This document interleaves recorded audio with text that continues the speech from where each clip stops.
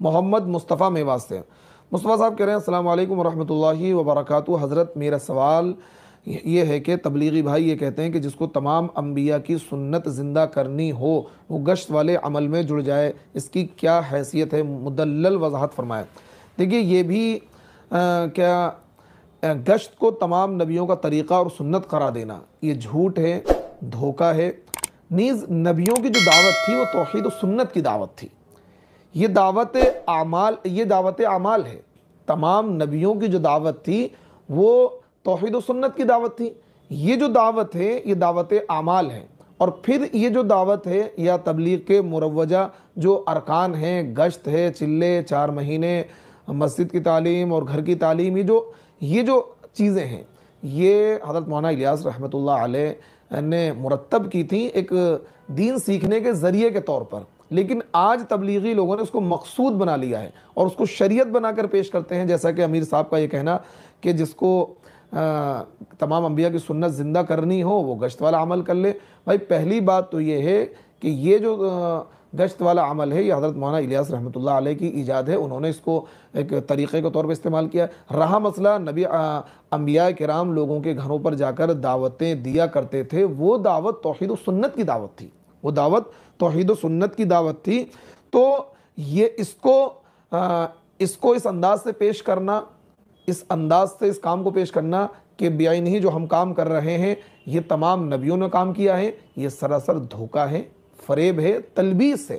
اس سے بچنا چاہیے کہ بھائی آپ اس انداز سے گفتگو کر رہے ہیں، اس کام کو اس انداز سے پیش کر رہے ہیں کہ مخاطب کے ذہن میں یہ بات آتی ہے بعینہ جس ترتیب پر ہم یہ کام کر رہے ہیں، چلے، 4 مہینے، گشت اور اس طرح دینی مجالس کو قائم کرنا اور لوگوں کے گھروں پر جا کر دعوت دینا، بعینہ اسی طریقے سے اسی ترتیب پر نبیوں نے کام کیا تھا، یہ سراسر جھوٹ ہے، دھوکہ ہے، فریب ہے، اس سے بچنا چاہیے۔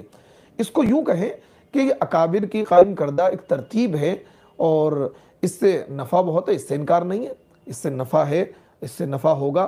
شرط یہ ہے کہ اس کو شریعت نہ سمجھا جائے، اس کو سنت یا اس کو فرض یا واجب اس کام کو قرار نہ دیا جائے، بس یہ تصور کیا، یہ اس کو نبیوں والا کام نہ سمجھا جائے، بس یہ سمجھا جائے کہ اکابر کی قائم کردہ ایک ترتیب ہے، دین کے سیکھنے کا ذریعہ ہے، یہ ترتیب دین کو حاصل کرنے کا ذریعہ ہو سکتی ہے۔ اس کو ذریعے کے طور پر کیا جائے تو ٹھیک ہے، اس کو مقصود سمجھنا، اس کو سنت سمجھنا، اس کو شریعت سمجھنا، اس کو شریعت کا حصہ قرار دینا، یہ سراسر دین میں زیادتی ہے۔ اور ایک بات یاد رکھیں، بعض لوگ کہتے ہیں کہ بھائی ہم تو نہیں کہتے کہ یہ بعینہ ہم جو کام کر رہے ہیں کہ نبیوں والا کام ہے۔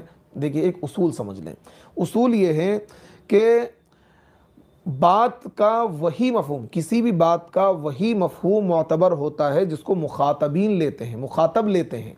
ہم بات اس انداز سے کر رہے ہیں کہ سامنے والے یہ سمجھتے ہیں کہ یہ جو ہم کام کر رہے ہیں، جس ترتیب پر چلے اور 4 مہینے اور گشت، یہی کام نبی کرتے تھے، لوگوں کے ذہن میں یہ بات بیٹھی ہوئی ہے۔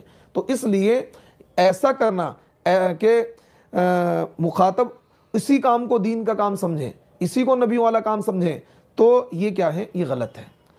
اس کی وضاحت ہونی چاہیے کہ بھائی دیکھو یہ کام ہے، اس کو حضرت مولانا الیاس رحمۃ اللہ علیہ نے اس کام کی ترتیب بنائی تھی لوگوں کو دین سکھانے کی۔ اگر مدارس والے یہ کریں کہ بھئی دیکھو اس طریقے سے اونچی اور شاندار عمارت بنانا اور بعینہ جس طریقے پر ہم پڑھا رہے ہیں درس نظامی یا حفظ کرانے کا جو ہمارا طریقہ ہے، یہی نبیوں کا طریقہ تھا، یہی صحابہ کا طریقہ تھا، صحابہ نے اسی طریقے سے عالم بنے، صحابہ اسی طریقے سے صحابہ نے حدیثیں حاصل کری، تو یہ زیادتی ہوگی۔ بھئی یہ موجودہ مدارس کا نظام ایک دوسرے انداز کا نظام ہے، لیکن ہم یہ کہیں کہ اسی طریقے سے صحابہ گھنٹے پڑھنے جاتے تھے، اسی طریقے سے 8 سال میں صحابہ مولوی بنتے تھے، صحابہ نے اس طریقے دین سیکھا ہے، صحابہ نے اس طریقے سے علم سیکھا ہے، تو شریعت میں زیادتی ہوگی۔ تو مدارس کو یا جلسوں کو یا تبلیغی کام، مروجہ تبلیغی افعال کو، اعمال کو، ارکان کو دین ایک ترتیب سمجھا جائے کہ یہ ایک ترتیب ہے دین سیکھنے کی، بعینہ اسی کو دین قرار دینا، اسی کو تمام نبیوں کا کام قرار دینا، اسی کو یہ کہنا کہ بھئی یہ گشت والا عمل اور یہ کیا ہے تمام نبیوں والا عمل، نہیں۔ پہلی بات تو ایسا نہیں ہے، یہ حضرت مولانا الیاس رحمۃ اللہ علیہ کی قائم کردہ ایک ترتیب ہے۔ دوسری بات یہ ہے کہ اگر گشت یعنی آپ یہ کہیں کہ بھئی نبی بھی اس طریقے سے لوگوں کے پاس جاتے تھے، دعوت دیتے تھے، تو بھائی وہ دعوت ایمان تھی۔ اگر آپ اس بات کا آپ کا دعویٰ ہے کہ آپ نبیوں والا کام کر رہے ہیں تو بعینہ وہی کام کریں نا، آپ بھی غیر مسلموں کو جا کر اسی طریقے سے دعوت دیں، اسلام کی طرف لے آئیں، اسلام کی دعوت پیش کریں، حق اور باطل میں امتیاز پیدا کریں، کہ آپ ان سے یہ کہیں کہ جو دین حق کی دعوت تمام نبیوں نے دی ہے اس سے انکار نہیں ہے. تمام نبیوں نے ایک دعوت دی ہے لا الہ الا اللہ، کہ اللہ کے سوا کوئی معبود نہیں ہے. یہی دعوت تمام نبیوں کی ہے، اور کلمے کے ساتھ نبی کا نام جڑ جاتا ہے. لا الہ الا اللہ آدم صفی اللہ، لا الہ الا اللہ موسیٰ کلیم اللہ، لا الہ الا اللہ عیسیٰ روح اللہ، لا الہ الا اللہ محمد رسول اللہ. تو تمام نبیوں کی دعوت ایک تھی، اور وہ دعوت تھی توحید و سنت کی، توحید کی دعوت تھی کہ اللہ ایک ہے. تو اگر آپ یہ کہتے ہیں کہ گشت نبیوں والا کام ہے، یہ باور کرانا کہ بیائی جس طریقے پر ہم گشت کرتے ہیں، جو ترتیب ہم نے قائم کری، یہ تو سراسر تلبیس ہے، جھوٹے دھوکہ ہے.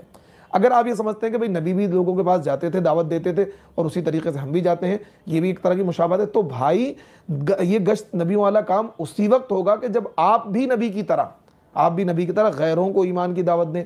اب اس میں بات ساتھی اس طرح کی بات پیش کرتے ہیں کہ پہلے مسلمان تو سدھر جائیں.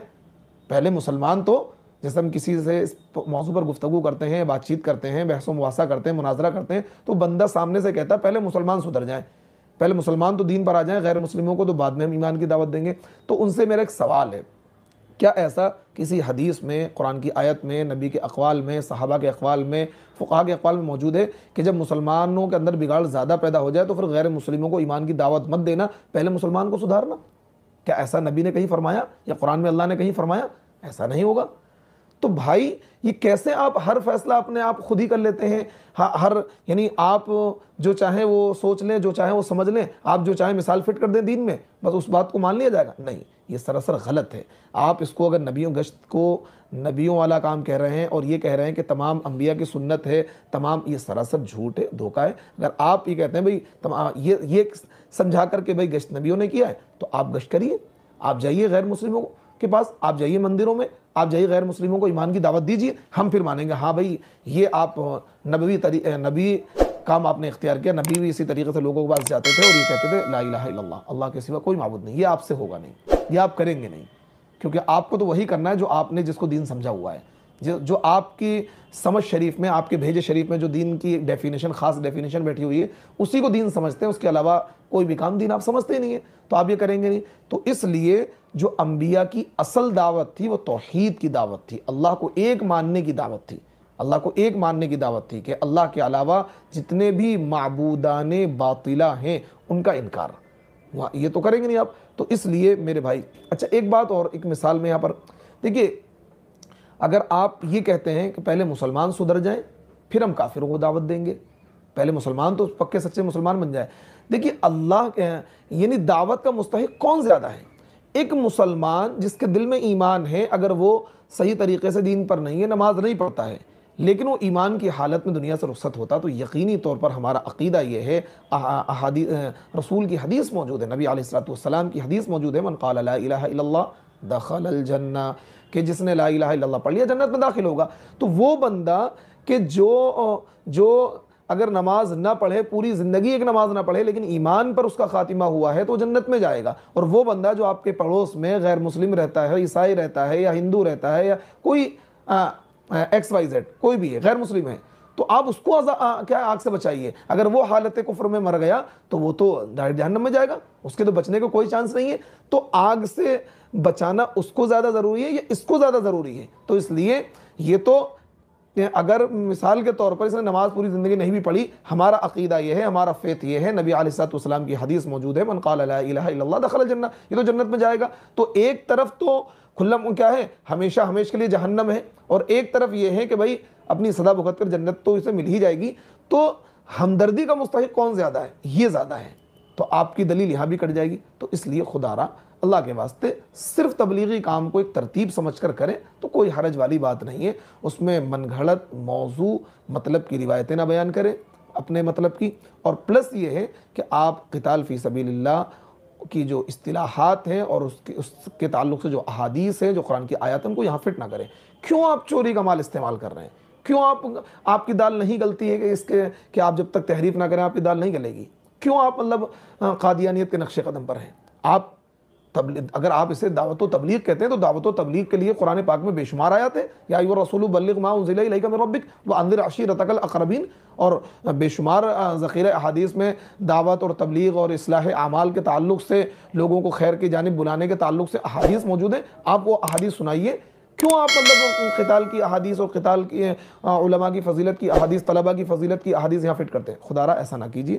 اللہ تعالیٰ ہم سب کو عمل کی توفیق عطا فرمائے، خصوصی طور پر تبلیغی احباب کو کیا ہے صحیح نہج پر کام کرنے کی توفیق عطا فرمائے۔